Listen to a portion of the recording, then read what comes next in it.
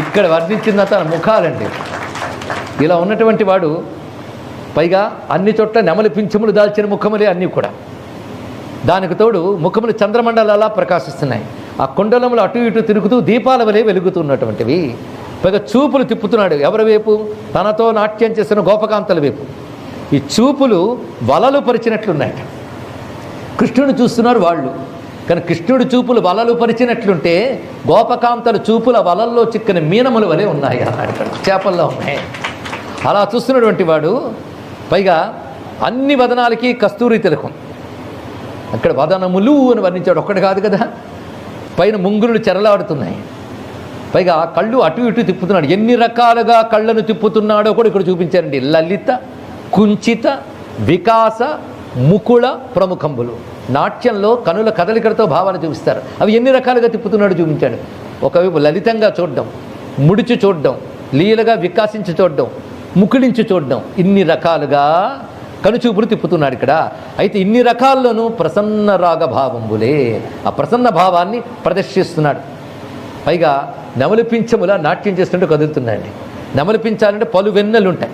ఇలాంటి అనేక రంగులు నెమలిపించాలు ఒక్కసారి ఇన్ని కనబడుతూ ఉంటే ఒక్కసారి ఏకంగా ఇంద్రధనుస్సు వచ్చిందా అన్నట్లుగా గోచరిస్తున్నాయి నెమలిపించములు. తలని ఎన్ని రకాలు కదుపుతున్నాడో చెప్పారు ఇక్కడ నాట్యంలో. పోతన గారు ఎంత దర్శించి ఎన్ని నాట్యశాస్త్ర రహస్యాలని ఈ గజ్జెలో పెట్టారో. నిజంగా భక్తి ఉంటే మాత్రము నృసింహ గజ్జె విన్నప్పుడు ఎలా తన్మయలమైపోయామో అంత తన్మయత్వం రాస గజ్జెలో ఇస్తున్నాడు మహానుభావుడు. నిజంగా భక్తి ఉంటే మాత్రం తెరచని ఇంద్రియాలతో వింటారు ఇక్కడ. అలాంటి అద్భుతమైన విషయం అది. నికుంచిత, ఆకుంచిత, కంపిత, అకంపిత, పరివాహిత, పరావృత్త.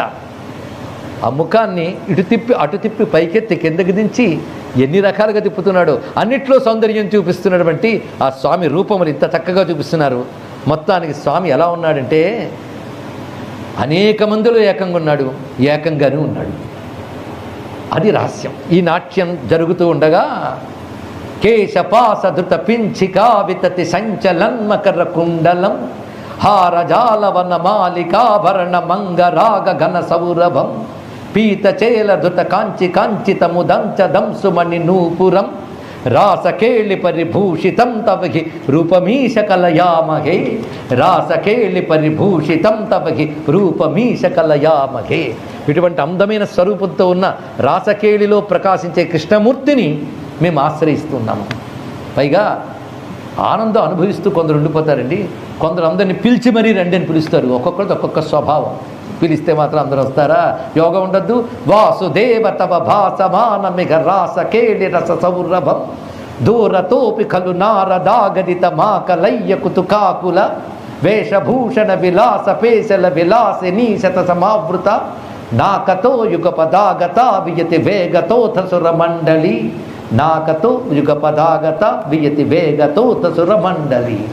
ఎలా ఉన్నదంటే ఒక మహానుభావుడు ఉన్నట్ట ఈ రాసలీలు చూస్తూ పరవశించిపోతున్నాడు. ఆయన ఊరుకోకుండా కృష్ణుడు రాసలీలు చేస్తాడు రండి అని ప్రతి వాళ్ళని పిలుచుకొచ్చాడు. ఎవరు? దూరతోపి కళ్ళు నారదాగదిత. ఆయన వెళ్ళి పిలిస్తే అనేక మంది దేవతలు సిద్ధపురుషులు వచ్చి చూసేస్తున్నారు. అటువంటి రాసకేళి పరిభూషితుడు ఆ రాసకేళిలో నృత్యం చూస్తున్న అనేక రూపములుగా ఉన్న ఏకమైన కృష్ణుడికి నమస్కారము. కామినీరితి యామినీషు కలు కామనీయక నిధే భవ పూర్ణ సమ్మద రసార్ణవం కిమపి యోగి గమ్యమనుభావయన్ బ్రహ్మశంకర ముఖాన పీఘ పశుపాంగనాసు బహుమానయన్ భక్తలోక గమనీయ కృష్ణ భక్తలోక గమనీయ రూప కమనీయ కృష్ణ పరిపాహిమా భక్తలోక గమనీయ రూప కమనీయ కృష్ణ పరిపాహిమాం కామినీరితి యామినీష ఖలు కామనీయ నిధే భవాన్. అది యామిని రాత్రివేళ. అక్కడ గోపకాంతలతో నాట్యం చేస్తున్నాడు ఆయన. అలాంటి గోపకాంతలు క్రింద ఉంటూ ఉంటే పైన బ్రహ్మ శంకర ముఖ బ్రహ్మ రుద్రేంద్రాదులు అందరూ కూడా రెండు చేతులు దోయించి నమస్కరిస్తున్నారు. ఎవరికి? గోపకాంతలకి, కృష్ణుడికి కాదు. ఎందుకంటే ఎవరికి లభిస్తుంది ఆ భాగ్యం? వాళ్ళకి లభించింది. అందుకే కామినీ రీతిగా యామినీషు. ఈ రాత్రులు యందు వీళ్ళు కామినులు అయినప్పటికీ కూడా కామనీయక నిధే కమనీయత్వానికి నిధి అంటే హే కృష్ణ వీళ్ళు పశుపాంగనులు. కేవలం గోవులను కాచుకు తిరిగేవాళ్ళు కాదు, వీళ్ళ వంటి మహానుభావులు మరొకరు లేరు. అందుకే బ్రహ్మశంకరముఖానపీహ పశుపాంగనాసు బహుమానయన్, వాళ్ళకి నమస్కారం చేస్తున్నారు. ఎందుకంటే కృష్ణ సాంగత్యం వాళ్ళకి లభించింది కనుక వాళ్ళకి నమస్కరిస్తూ ఉన్నారు. అలాంటి వాళ్ళని అనుగ్రహిస్తున్న స్వామి భక్తలోక గమనీయ రూప కమనీయ కృష్ణ పరిపాహిమాం అంటూ రాసమండల భూషితులైన కృష్ణ పరమాత్మను ప్రార్థిస్తూ నారాయణ భట్టాత్రి రాసలీల నారాయణీయంలో ఎంత చక్కగా అందించారు. ఇక్కడ మొత్తానికి ఎలా ఉన్నది అంటే కృష్ణులు అందరూ కదా, గోపకాంతలందరూ వారి వస్త్రాలు వారు ఉన్నాయి. కృష్ణుడు మాత్రం అక్కడే నీలమేఘశ్యాముడు.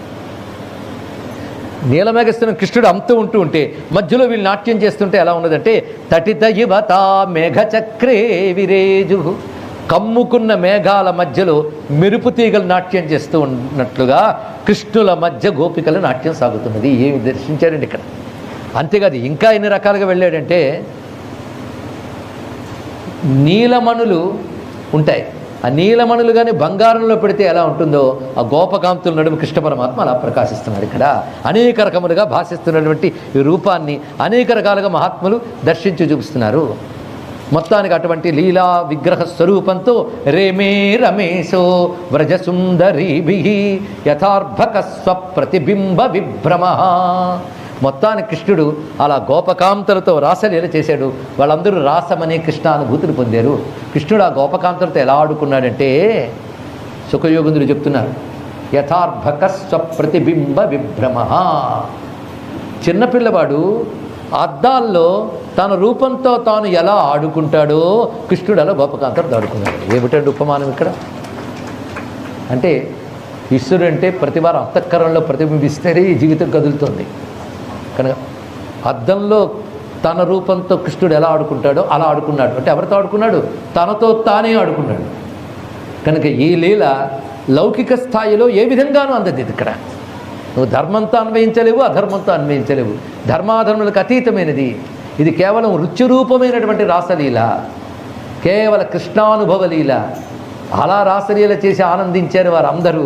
ఆ తర్వాత అలసిపోయిన వారు ఆ యమునిలో జలక్రీడలనే లీల కూడా చేసి కృష్ణునితో ఆనందానుభవం పొందేరయ్యా అని పరవశించి చెప్తున్నాడు సుఖయోగేంద్రుడు.